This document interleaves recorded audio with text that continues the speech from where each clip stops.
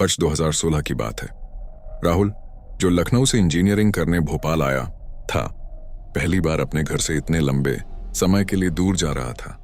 College के hostel में उसका कमरा था, कमरा नंबर 307, तीसरी मंजिल पर, कोने में।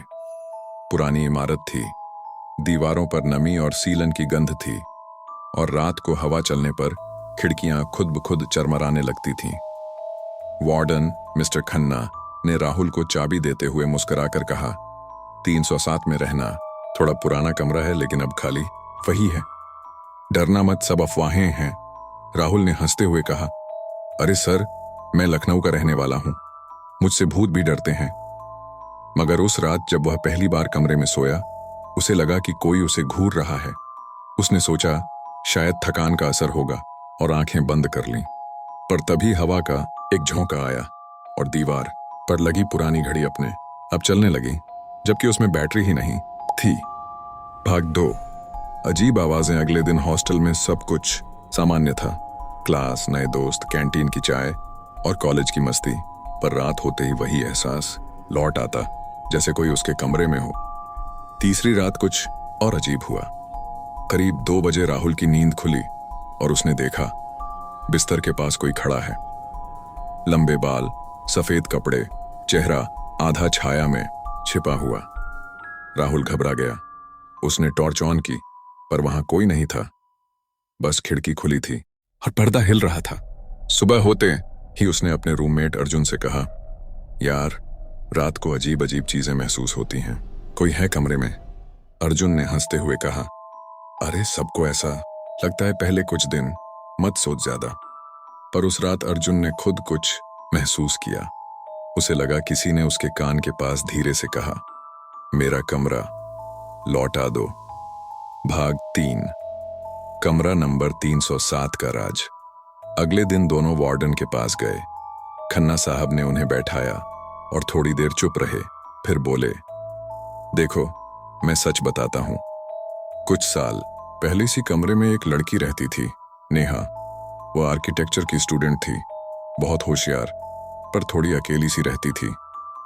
राहुल ने पूछा, लड़की? लेकिन ये तो बॉयज हॉस्टल है।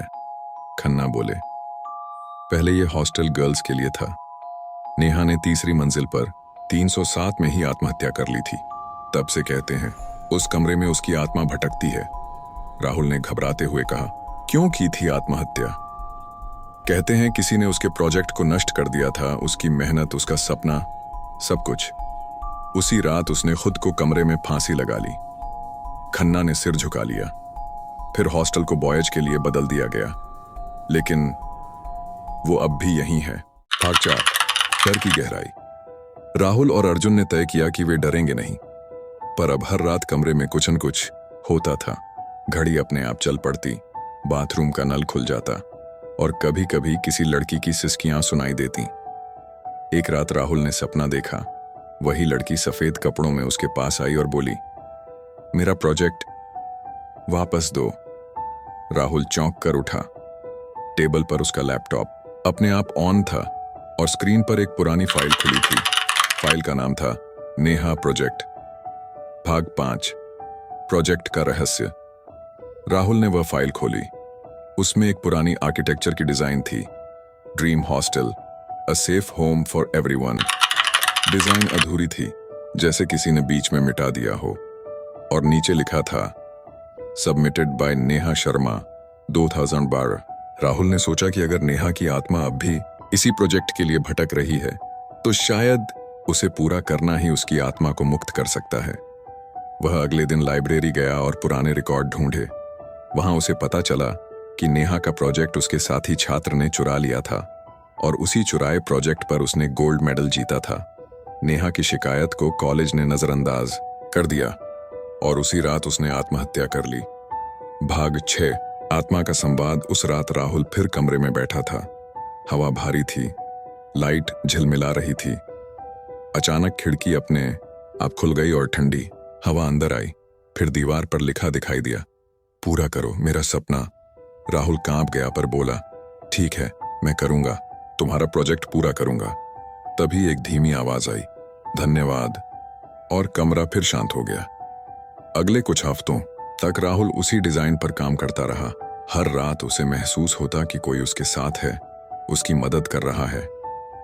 कभी पेंसिल अपने आप चल पड़ती, कभी दीवार पर नीली रोशनी से कोई नई लाइन बन जाती। भाग 7।